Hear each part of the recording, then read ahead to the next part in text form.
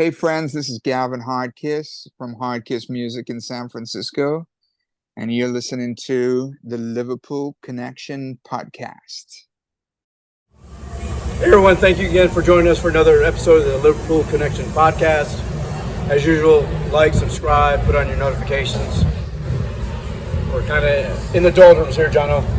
Some of us are. Losing to Forest 1-0. After the international break, we thought this could be a little banana skin, that we had the momentum, those first three games, and then we had to take a break, and then, coming in at home. But you thought we take care of business. Your initial thoughts? Yeah, well, we went with the same lineup, right? Which you would think he was trying to keep them in as much as he can within an international break. I was a little worried about Callister coming into it, with his travels and he's getting kicked around all over the place. He got kicked around a lot over the first half too. But you still think you should have enough. And first half, I thought we did okay. It was a lot of battles early on, but then we took control without doing a ton with it. Yeah, I think we looked at the stats. Our XG was 0.87, theirs was like 0.6. Yeah. So really not a lot of chances either way. But it's just disappointing the way we started the season. Not conceding any goals. Our XG was like the top out of all the teams in the top 5 leagues, right. And we're just riding high and thinking that our players, even on international break, were performing. So we're like, right. Okay, they're going to come back, and you know what? Those guys that played multiple games over the international break, they lacked a little sharpness today. Yeah, especially those. I thought Trent, Soboslai, Salah, Virgil, all that, who were especially second halves. Maybe they just were tired, I don't know. But yeah, a lot of good performances though all over. And I'm remiss on being a bad host. We have some guests on here. You guys are probably watching the video like, who the fuck are these guys? So anyway, we have Alan. Yes, sir. Our token Forest fan. He was at least subtle. He wore red today. Blends in, right? Blends in, Yeah, blends in. Been a Forest fan since 2018. I wasn't expecting the 3 points. I wasn't really expecting any points, But I think Liverpool probably underestimated the nature of the game, and I think Forest came out with a seriously impressive game plan. It's rare that you can execute a game plan to perfection, but I think Nuno, the manager, his tactics, his substitutions were spot on. We had our preview podcast. We did give props to the gaffer for Forest. He showed his merits when he was with Wolves. I think he's a top manager from the circumstances. Maybe when he left, went there. I think he went to Spurs, right? Yeah, for a little bit, and that didn't work out for him. But he's a top gaffer, I think, in the Premier League, and it kind of showed today in this kind of things. But you can set up a team, but if Liverpool is not playing the way they should be playing, then you have a lot of those teams it's the Premier League. Anybody can win the points, right? So my other guest here, we got Ed from London. Are you visiting or you're here? I'm here on exchange at UT for a year. Obviously here to continue watching Liverpool games. I think it's spot on. I think Forest executed the game plan very effectively. The first half we always knew it was going to be about them disrupting our patterns of play, rhythms, which we probably lost the international break. I think the international break came at a really unfortunate time. Players, like the Callister Gravenberch, extra minutes, perhaps a bit tired after those games. And then the second half for Forest was brilliant. Obviously Slot tried to respond to that with substitutions. I don't think those worked out particularly well, and you saw Forest bringing on those wingers, stretching the play, all those chances in the Hudson-Odoi goal. It's a brilliant finish. You can't fault Alisson on that one. It was a brilliant finish, and like you said, Slot did try to change the changes that he made. I think those players needed to be subbed or changed, but I think he changed also the structure of it. He put Trent in the middle, and then but when he did that, like Salah hardly got the ball after that. And when he was getting it, it was too late. Soboslai, I think, was off the whole game.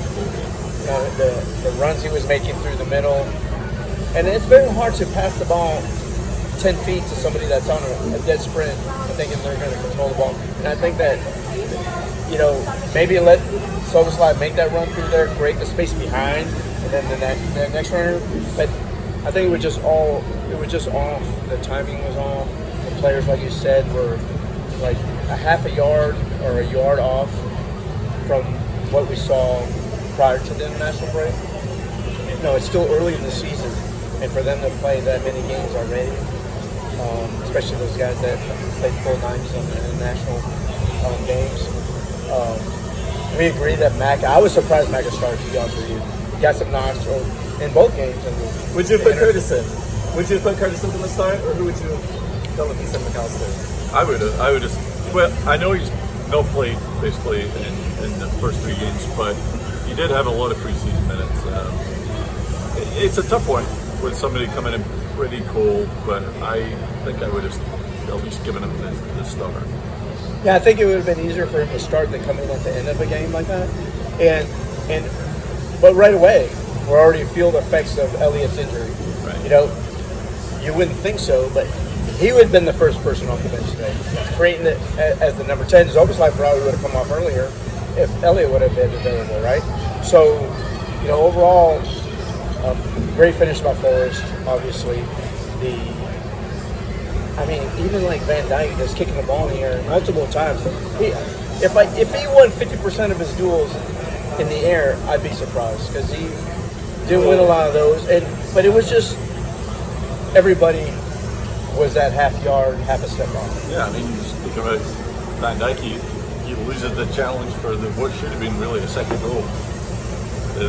The ball gets flicked on, and I forget who was the striker, Lange, and it sat up perfectly for him, and Allison's running backwards when he's the replay. He's way out of position.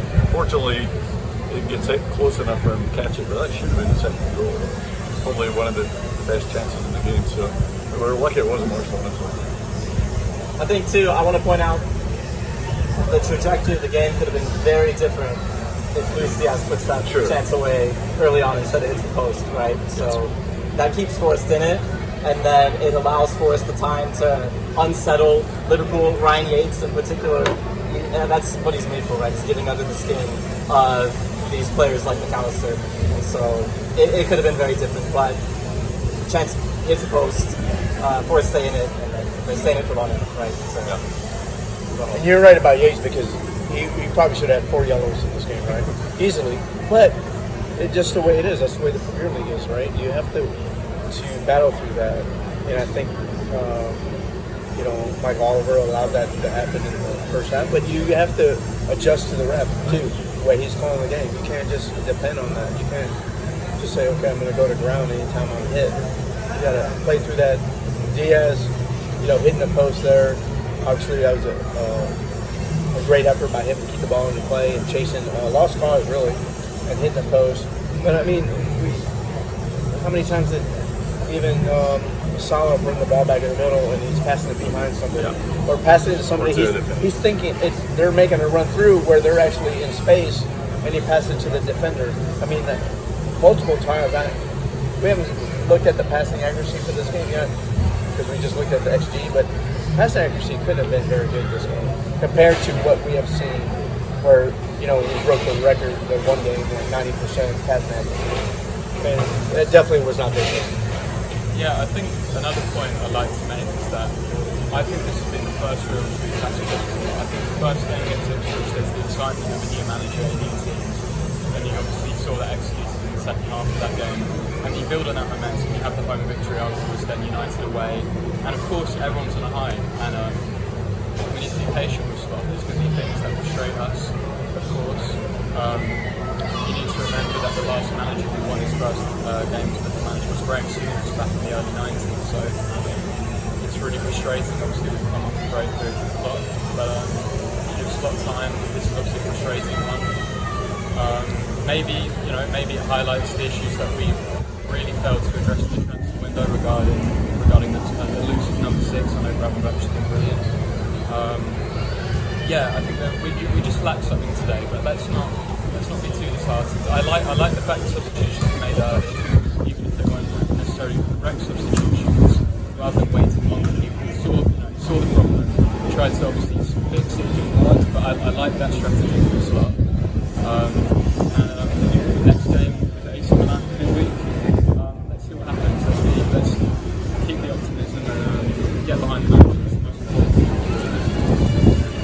it's always nice to have a young Ed Sheeran with us. So, when you're in London, what teams are by you? Because obviously you're red in London. It's kind of dangerous at times, right?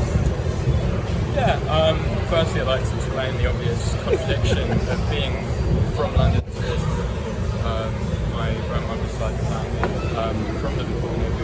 People know what Liverpool is. But I grew up in London, and you're very right. Around me, it's mainly. Well, it depends. A lot of Man United fans from London come from Manchester. That's natural. Recently, the Arsenal fans have kind of emerged from their caves, from the depths. But you know what? I mean, we're still winning the trophies. I mean, Arsenal fans are getting behind all their players and have done very well. But the second season are over. They don't have anything to show for it. We're in the League Cup. I'm really excited to see what we can do this season. I think if you ask most Liverpool fans, the fans that I've asked, especially my family, they would take top 4 this year in a domestic trophy. But I don't know, there was a feeling after the first 3 games that we could go for more. But let's not get ahead of ourselves here. We've obviously got to credit Nottingham Forest for being absolutely brilliant. I think Forest are going to go under the radar this season a bit. They're fantastic at home. They've got brilliant depth. Every time they make a substitution, I was thinking, oh, that's a good play, and that's going to help them. So obviously we're disappointed as Liverpool fans. The Arsenal fans back home are going to be delighted, but they haven't been great either. And they've got big injuries. The North London derby, that's going to be a very interesting one to watch. So we'll see what happens there. Yeah, I think it's still all to play for. It's still early seasons, right? I mean, usually people say, "Oh, we don't look at the table until the 10th game," right? So, I mean, a lot of points to be played for. It's just it's unfortunate, like we've all mentioned, the international break happened so early when we had some rhythm. And one of the things that I was, playing Macca Yano today after his. You do have an Endo on there that could have played that against a Forest side that is not very dynamic in the midfield, right? I mean, Ward-Prowse isn't driven by people. He's there for his set pieces, which were fucking shy today. But then Trent's passing was not very good either. So they kind of equal out. But I mean, Endo on the bench, right? He could have brought some balance. Grammars I thought played well, but you could have pushed him up a little higher. Mazoga's wasn't really manufacturing anything. His timing was off. But you do have a 6th there. That's a great shout. That's an internationally rated, and he proved himself last year. And not taking anything away from Forest, because they have been good this year. They have the players, and they have the gaffer. But you do have a guy that played majority of the games at the 6th last season. On the bench, and he didn't even get into the game. Yeah, well, like you said, I don't think Gravenberch was necessarily the problem, but yeah, someone's like a little more so. No, not for Gravenberch though, for Macca. To then move him forward or something. What I mean? Yeah. It could have. I mean, I could see why he went the way he did.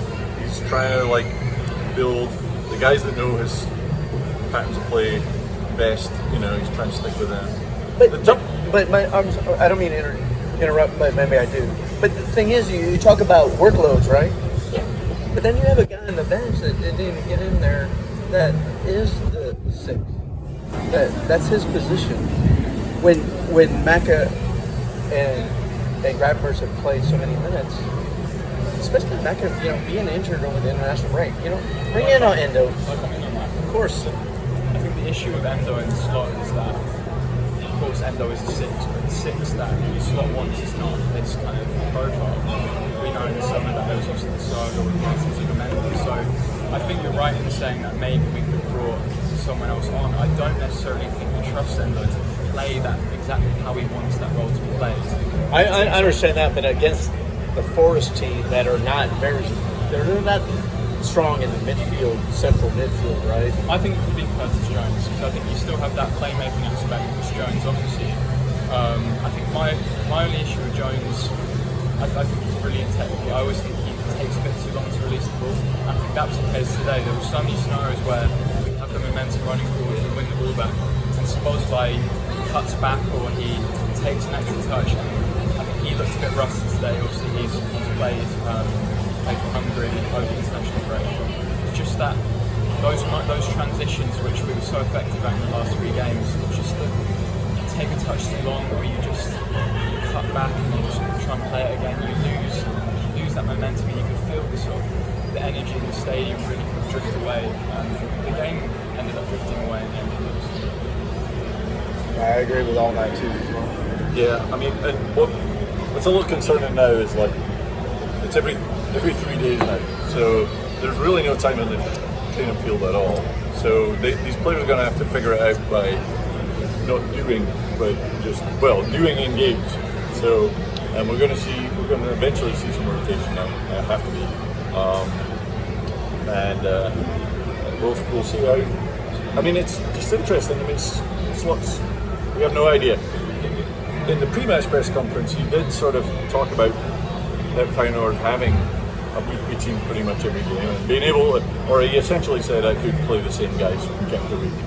And he knows it's coming, but it's a whole different thing when you experience it. I think it took a while to kind of figure out, how to handle a game every 3 games a week. So until you do it, I just don't know what we'll see. But he's a smart coach, and hopefully he figures it out quickly. I mean, we weren't going to go undefeated the whole season, but anyway, we are starting to get into the Champions League and domestic cup. We're going to have to rotate. Last season, Klopp rotated 8, 9, 10, 11 players every midweek game, through the fall. So we'll see how Slot does. But as we wrap up, appreciate our guests, having a different perspective and coming here and. Thank you for joining us. I know we'll see you more often here at the pub while you're here at UT. Thank you to B.U. Riley for allowing us to do our podcast here and sponsoring our channel. Any final comments? Man of the match for you? Is there one? I'll go on. Oh, yeah. Yeah, I'm sure you do. I mean, we're the winning side, right? So it has to be Callum Hudson-Odoi. And he went on a great run at the end of last season, scoring at least 5 goals in the second half. And it was almost all of the same nature. On the left side, cutting it on his right foot, curling it out to in. And I think it's a failure from Liverpool to not see that coming. Slot brought on Conor Bradley, right? He comes in, plays right back, and he lets Hudson-Odoi do what he's best at. And so I think it's an error in the substitution. I think it's an error in I guess, underestimating the quality of the first half. Yeah, I don't think it's an error in the substitution per se because he had Trent playing up. I do think if that was Trent, and we haven't seen the rhetoric online or social media after the game, Trent would have been slated for the same defense. But also, you're putting him back inside. You're expecting help. Konate was slow coming over, and then and then Konate turns his back on the shot instead of making himself big. And so I think they know he's going to cut it back inside, right? But you also have to have that inside help, and that's at the end of the game, especially the half a second slow reaction creates a chance for somebody to shoot. You know what I mean? And we play Sunday League, and I know people all the time like, dude, it's like 2 feet from you. Why didn't you? You just don't do it, right? And it's like, so yeah, I get what you're saying about Bradley allowing him to cut inside, but that I think Bradley wants him to go into help, but there's no defensive midfielder around. That's where the defensive midfielder should have been the secondary person to stop that, right? But it was such a quick counter attack. That pass from the right side to the left side, that was awesome. The other player who I thought did extraordinarily well was Alex Moreno, the left back who they just got from Villa. He was very disciplined against Salah, did his job perfectly. You could see he frustrated Salah with some shots that Salah was taking. He seemed off it with the passes too. There were a lot which went inside and then led to the Forest counter attack. So I think, as we know, watching him OPS, it's not an easy task to do with Mo Salah. He's stronger, he's quicker than you. For Alex Moreno to stop his task. Yeah, I totally agree. I mean, anytime you can, Salah's been on great form this season. Diaz, but I mean to shut out the Liverpool team at home, kudos to Forest for doing that because that's a unicorn out there. It's a rarity, right, to be able to do that. So anyway, go again midweek against AC Milan. Start this new format of the Champions League. We'll see I don't even know what the hell's going on. So, but we'll study until then. Y'all know we'll do a preview of the game and get your notes out. He's got his protractor out. He's got the oscilloscope. We got it all figured out, right? The preview up before the game starts. More than 6 hours before the game, we'll do a preview. Okay. Anyway, thank you for our guests being here. Thank you, Beauty Riley's. Thank you for the man behind the scenes, Zach Guerreri, for pushing the buttons. Anyway, cheers, guys. Notifications, likes, and we'll see you next time. Cheers.